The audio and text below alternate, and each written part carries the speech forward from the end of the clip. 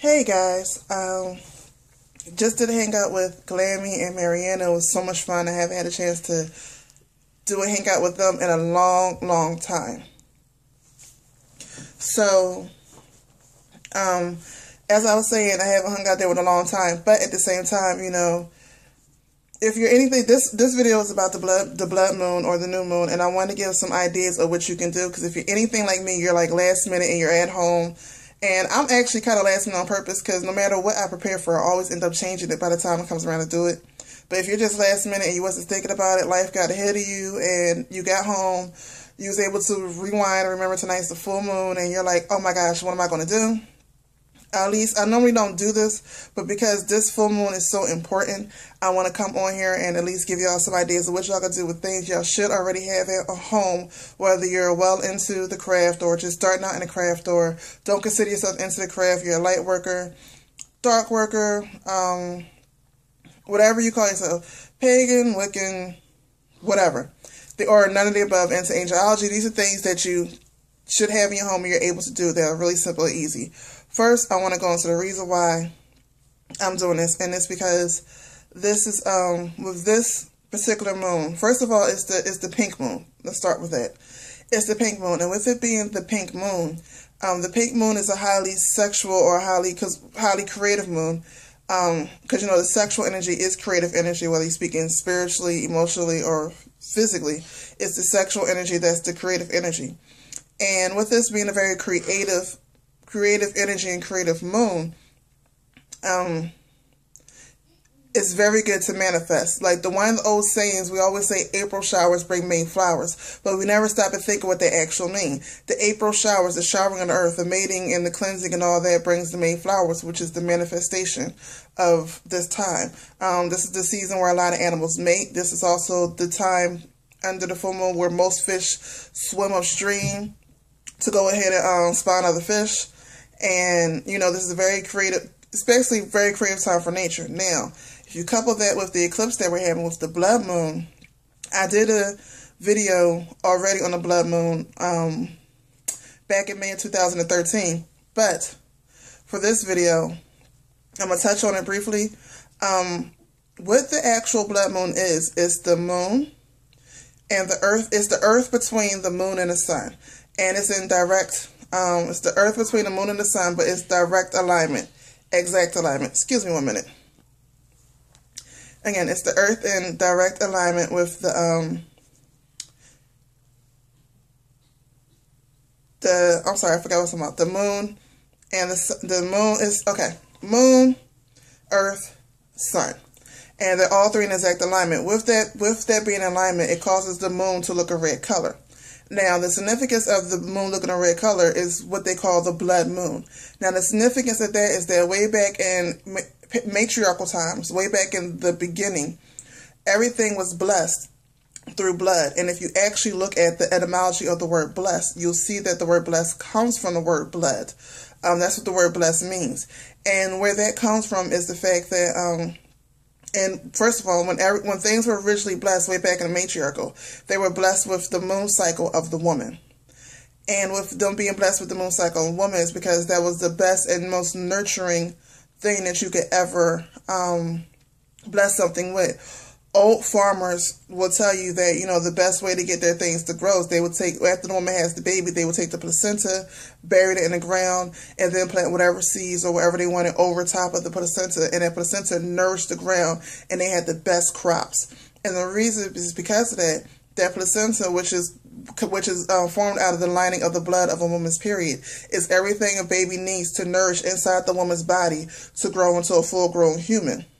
So a full-grown baby.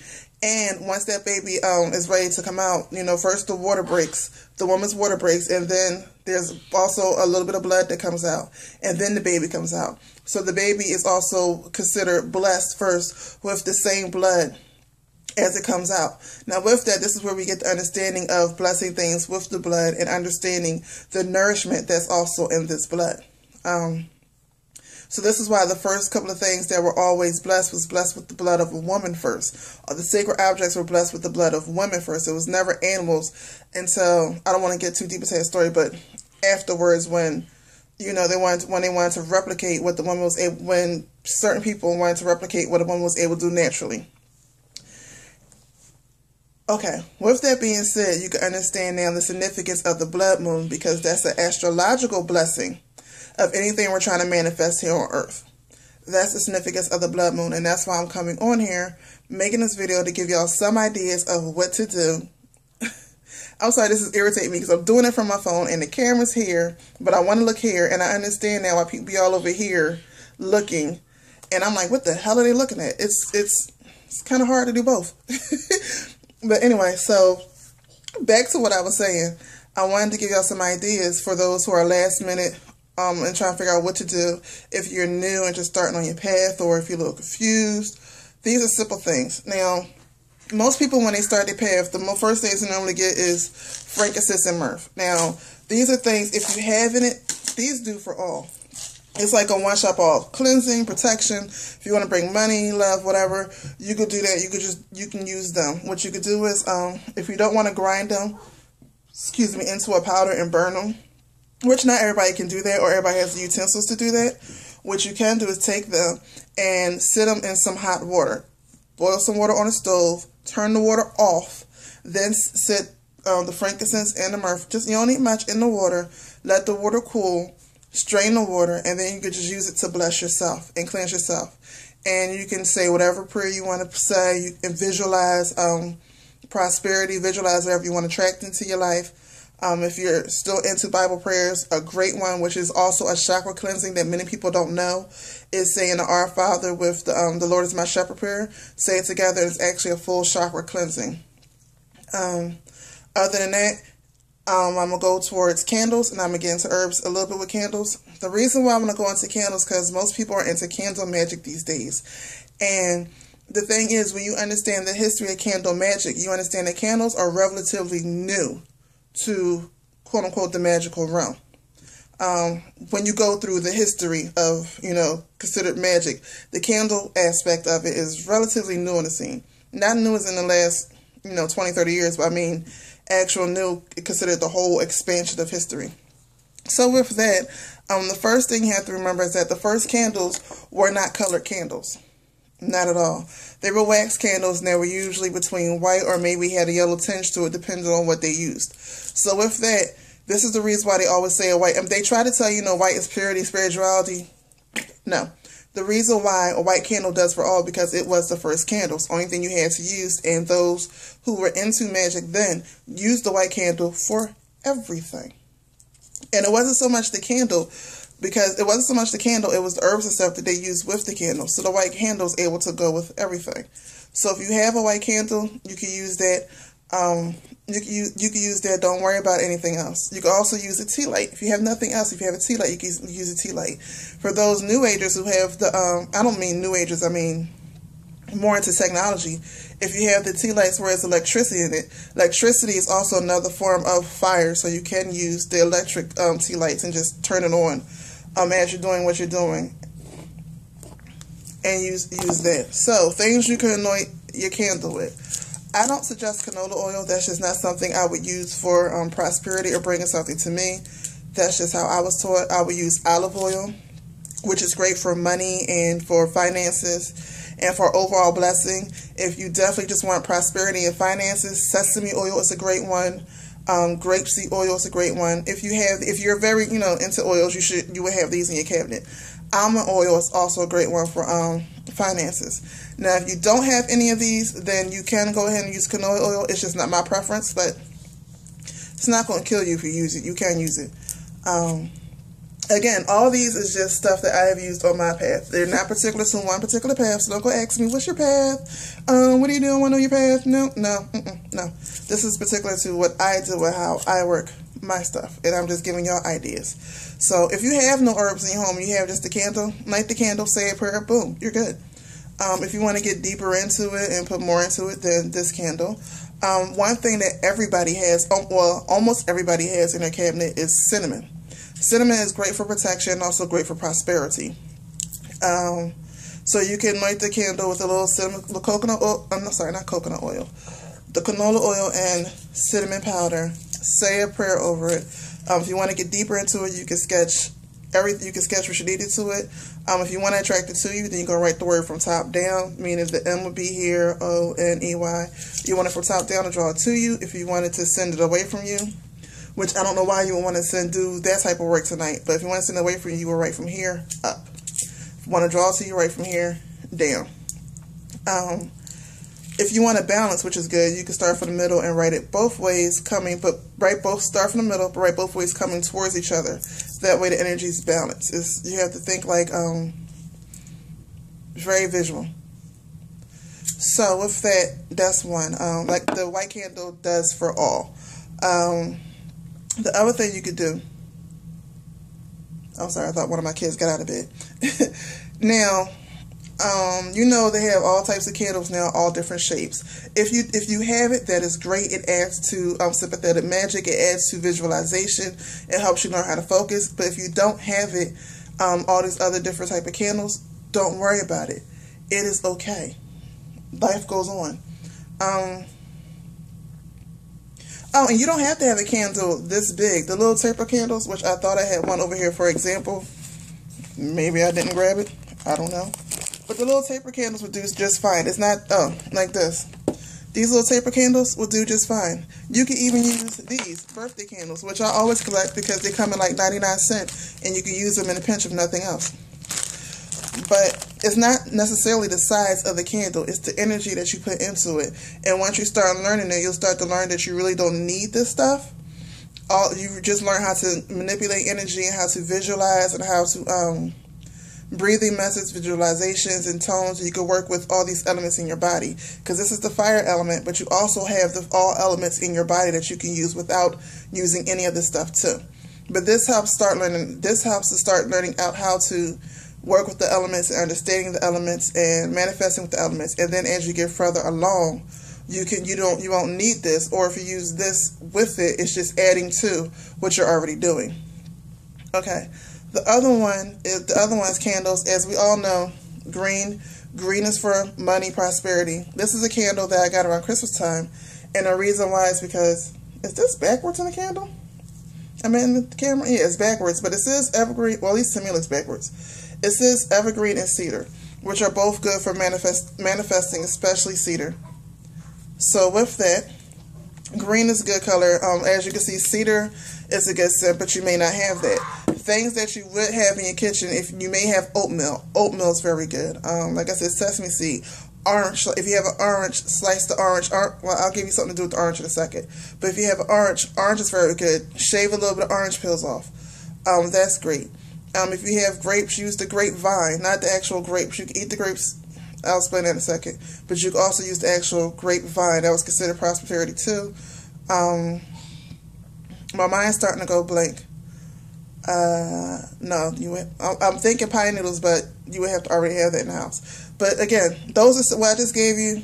If you have grapes, oranges, what did I say? Oatmeal, rice, and I found brown rice. To me personally, I found brown rice to be better than white rice. Rice are all good for prosperity. The thing with the rice is, though, when you go to dispose of, you have to be careful, because one of the reasons why they stopped throwing rices at weddings is because birds was eating it and it was choking them and they were dying.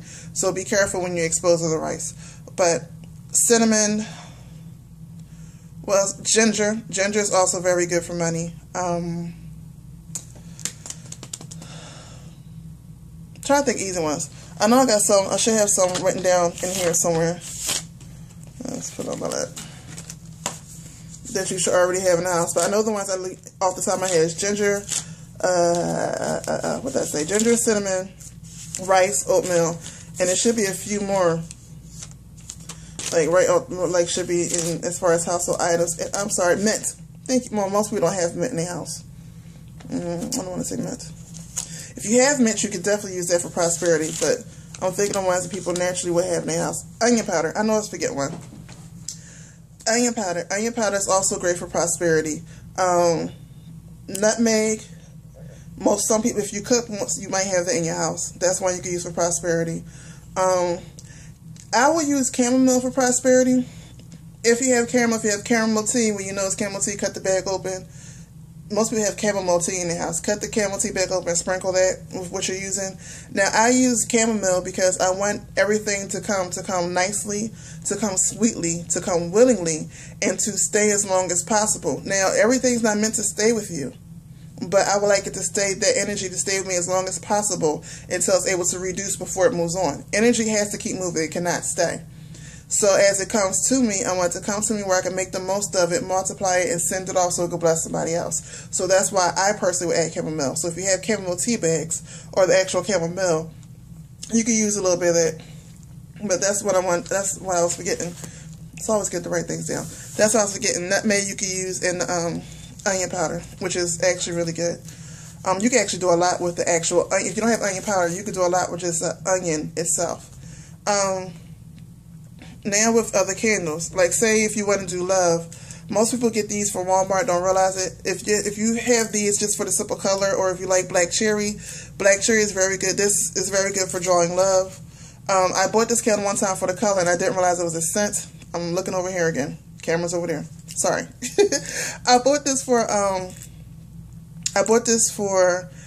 the scent, the color of it, and I didn't realize it had a scent, and I didn't use it for what I wanted to use it for, because when I looked up the scent, black cherry, because black cherry is not something people use regularly.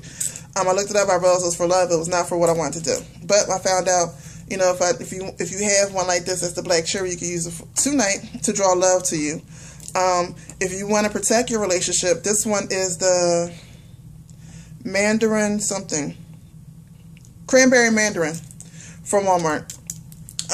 You know, most of us just buy the colors and don't think about it. You can use this for love and protection. Other than that, you know, that's the candles, and this is longer than I thought it to be, so let me go. If you want to use, if you don't have green candle, you don't want to use a white candle, you can use a purple candle. Purple is good for power. If you want to ground some energy, if you have some negative energy, use a brown candle. You can use that to ground energy. Now, if you don't have candles, here's the simple things that you could do. If you have honey or a little bit of sugar or a little bit of molasses, and you can go outside and pour that around a tree as an offering and ask for a blessing. It would be good if you have pine trees or oak trees, but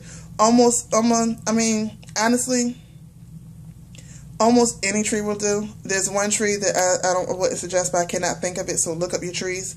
But trees are our connection to our ancestors. They have been around during the whole time of our ancestors, so they hold so much information in them. And just meditating with a tree and offering offerings to the tree that connects to every generation that's ever been here, especially if this is a really old tree, then you can offer that to a tree. You can also just take some honey or a little bit of sugar, cut an orange in half, and pour that on them, and just say some words of power or say some words of blessing, and then go outside and just sit it under a tree or just sit it under a bush and offer that back to nature. And that's also a blessing offering for nature. It's a special offering for you, because now you're feeding nature and nature will feed you. These are just simple things that you could do. The simplest thing you could do is just meditate or visualize on, you know, what you want. If you have nothing else, just sit there and close your eyes and let your thought, don't sit there and try to fight your thoughts. Let your thoughts come to you. Fill out the thought. If it's a good thought, go ahead and experience this. If it's a bad thought, go ahead and let it go. And as you do this, you'll notice that less and less thoughts will come to you, and you're able to think and focus. But sometimes you do have to address the thoughts. You can't just naturally, most of us cannot just naturally clear our heads. So the way that I learned to meditate is go ahead to address the thought, bless it, and let it go. Work through it out. If it's a problem, work it out the way you thought it should be, then let it go. And then you can concentrate more on what you want to manifest. As you do this, you want to do breathing techniques. And the thing is, you want to breathe through your nose, out through your mouth. And as you do this, you want to deeply inhale, but you're not breathing with your chest. You're breathing with your lower stomach, your pelvic area, and that sacral area to get areas in.